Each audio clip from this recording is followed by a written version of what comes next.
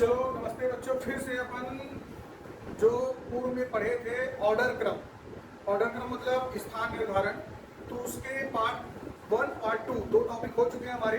तीसरा टॉपिक अपन उसी का देखते हैं। तो तीसरे टॉपिक में जो रहेंगे आपके 5 वर्ड दे देगा, उनको या बड़े से छोटे में जमाना है या जो भी प्रश्न देगा उसका उस प्रश्न को पढ़ने के बाद उसके हिसाब से आपका लॉजिक लगेगा। तो चलिए उसमें हमको करना क्या क्या है। तो पार्ट 3 इस ऑर्डर क्रम का या स्थान निर्धारण वाले टॉपिक का,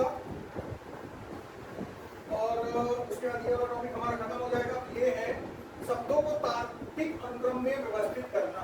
तो शब्दों को तार्किक अनुक्रम क्या होता है तो पहले समझ लें।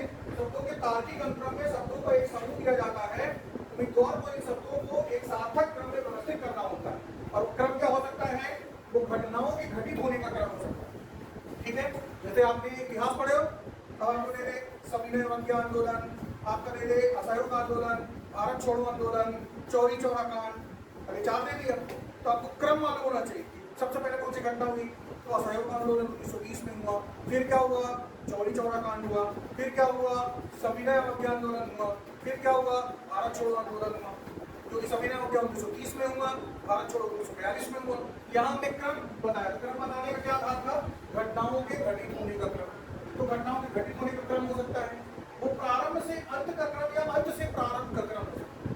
बड़े से छोटे का क्रम हो सकता है या छोटे से बड़े का क्रम हो सकता है। मान लो मेरे महावीर, देश, राज्य, जिला, तो क्रम से जमाइए। तो सबसे छोटा क्या है,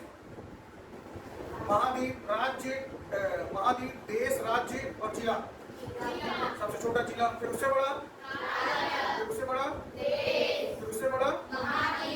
यहाँ पे हम क्या जमा रहे हैं, छोटे से बड़ा, लेकिन क्या, प्रशासनिक विभाजन है।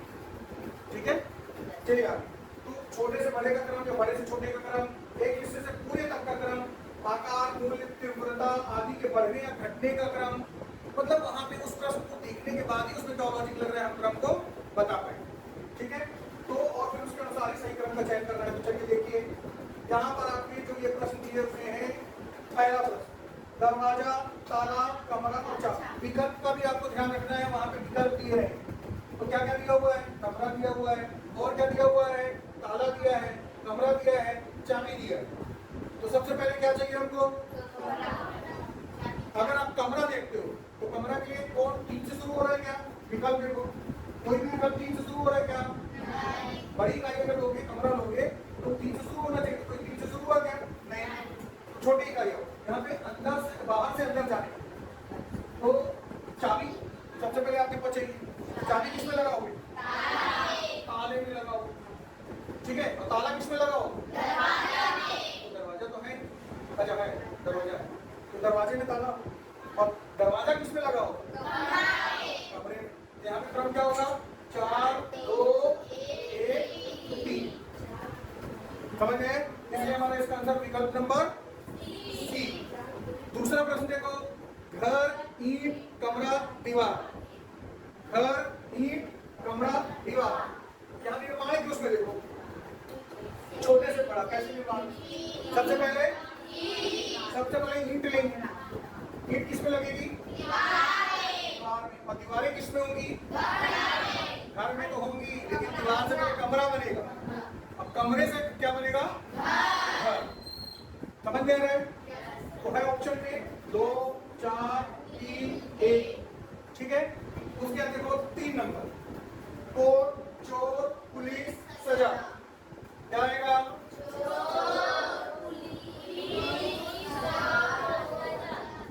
चोर। सबसे पहले चोर को कौन पकड़ेगा, और पकड़ के कहाँ ले जाएगी, कोर्ट। और कोर्ट क्या करेगा, सजा देगा। पुलिस तो सजा नहीं देगी ना, सजा देने का काम किसका है, न्यायालय का, कोर्ट का। तो क्रम यही बनेगा कि सबसे पहले चोर को पकड़ी पुलिस ले गई कोर्ट में, और कोर्ट ने उसको सजा दी। बन रहा है क्रम। इस तरह का क्रम आपको ध्यान रखना है। जैसे दूसरा ये गांव, परिवार, देश, राज्य। ऑप्शन के आंसर देख के मत दिमाग लगाओ, अपना दिमाग लगाओ। आंसर तो आपको सुझा के लिए दिया गया है। सबसे पहले परिवारों से मिलकर क्या बना, गांव। भाई यहाँ पे जैसे पोटिया, अब पोटिया में कितने सारे परिवार, और परिवार अगर सदस्य दे दे, सदस्य, मुखिया, परिवार, गांव, ऐसा भी दे सकते हो। तो यहाँ पे गांव दिया है, परिवार दिया है, तो परिवारों से मिलकर बना गांव, और गांवों से मिलकर के बना क्या? राज्य। ठीक है, और राज्य से मिलकर के क्या बना? देश। भारत में कितने राज्य? 28 राज्य। और कितने केंद्र शासित प्रदेश? 8 केंद्र शासित प्रदेश। छत्तीसगढ़ में कितने संभाग? 5। और छत्तीसगढ़ के जिले कितने? 33। ठीक है। छत्तीसगढ़ के राज्यपाल अभी कौन है? श्रीमान रामलिंग डेका। वैसे राज्यपाल और राष्ट्रपति जी के साथ हमारे यहाँ महामहिम शब्द लगाना चाहिए। तो महामहिम श्री रामलिंग डेका जी। ठीक है। उसके बाद आगे देखो, अब जैसे ये है पहनने के संदर्भ में मोजा, टोपी, फुल पैंट, कमीज, तो या तो नीचे से ऊपर या तो ऊपर से नीचे। तो सबसे ऊपर में देखो तो टोपी, तो टोपी से शुरू है क्या? कोई ऑप्शन नहीं है। तो सबसे नीचे क्या पहनते हैं? मोजा। मोजे के ऊपर फुल पैंट, फुल पैंट के ऊपर कमीज के ऊपर टोपी। मतलब नीचे, बॉडी के नीचे भाग से लेकर ऊपर भाग तक का पहना हुआ, या तो ऊपर से नीचे तक होना चाहिए। तो ऊपर से नीचे होना तो ऑप्शन में नहीं है। इसीलिए इस तरह के तार्किक क्रम के प्रश्नों में जब बनाओगे तो क्या सोचोगे आप? पहले ऑप्शन भी देखो। ठीक है। अब अगला देखो, सरल, एकदम सरल सरल रहते हैं। जैसे ये पहला, देश, राज्य, गांव, महाद्वीप, तहसील। सबसे छोटी इकाई कौन सी है? गांव। और सबसे बड़ी इकाई कौन सी है? महाद्वीप। तो देखो क्या महाद्वीप से स्टार्ट है क्या? है ना? 4। तो या तो बड़े से छोटा आएगा। तो महाद्वीप के बाद क्या आता है? देश। तो 4 के बाद एक आना चाहिए, लेकिन एक आया क्या? नहीं है। मतलब बड़ी इकाई से नहीं आ रहा है, छोटे से। सबसे छोटी इकाई गांव। तो किसमें है गांव? इसमें। फिर गांव का जैसे तुम्हारा कोटिया गांव, कोटिया की तहसील क्या है? बंधा। ठीक है। उसके बाद ये राज्य है छत्तीसगढ़। उसके बाद देश भारत। उसके महाद्वीप कौन सा महाद्वीप है हमारा? एशिया। अब इधर आओ, चपाती, खाना, आटा, गेहूं। तो सबसे पहले क्या है? गेहूं। गेहूं से क्या करेंगे? आटा पिसवाएं। ठीक है। आटा पिसवाने कितने लोग जाते हो? कितने लोग आटा पिसवाने जाते हो? आटा तो पहले से पिसा हुआ है, तुम लोग क्या लेके जाते हो? तुम लोग तो आटा पिसवाने जाते हो। आज तो तुम लोग उसी में उठाए ना कि आटा पिसवाने जाते हो। मैं अगर पूछता गेहूं पिसवाने कितने लोग जाते हैं, तब हाथ उठावा था। तुम लोग तो आटा लेके आटा ही क्यों पिसवाने चले जाते हैं? ये चीजों को समझना है। आटा पिसवाने नहीं जाते, गेहूं से आटा पिसवाने बनवाने जाते हैं। ठीक है। तो यहाँ पे सबसे पहले गेहूं को पिसवा के क्या मिला? आटा से फिर हमने चपाती बनाई, और चपाती को फिर क्या किए? खाने में इस्तेमाल। तो यहाँ पे समझ में है? गेहूं, आटा, 4, 3, 1, 2 समझ में है? अब देखो यहाँ पे क्या क्या? सबसे पहले बीज। अब बीज बोओगे तो क्या बनेगा? पौधा। पौधे में क्या निकलेगा? फूल। फूल से क्या बनेगा? फल। क्रम है यहाँ पे उसके जन्म का, जो क्रिया होती है उसकी प्रक्रिया का क्रम दिया होगा कि बीज से हम क्या, बीज बोए तो क्या बनेगा? पौधा। पौधा बनता है, फिर फूल निकलते हैं, और फूल से फिर क्या बनता है? फल। जैसे अभी जैसे ठंड आएगी थोड़ा दिसंबर जनवरी में, आमा के पेड़ में मोर आ जाए, आएगी मोर, एक प्रकार का फूल है वो। फिर वो मोर किसमें कन्वर्ट हो जाएगी? फल में। फिर उसका तुम लोग खाओगे तो उससे क्या निकलेगा? बीज। वही निकलती है ना वो अंदर से, उसको बारिश में कहीं फेंक देते हो, तो बारिश में फिर वो क्या हो जाता है? फिर से वो पेड़ बन के उग जाता है। देखे हो?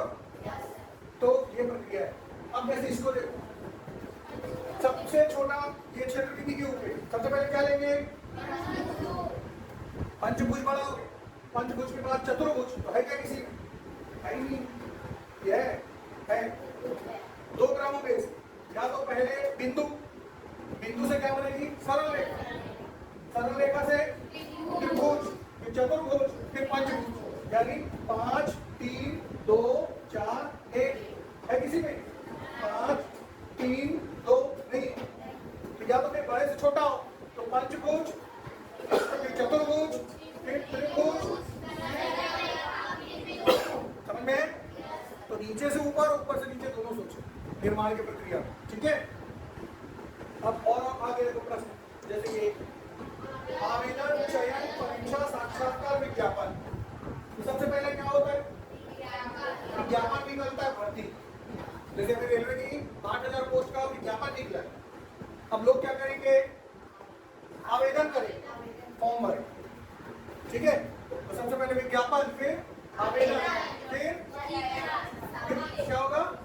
परीक्षा होगा, और परीक्षा के बाद क्या होगा? साक्षात्कार, और उसके बाद फिर आखिरी में क्या होगा? चयन।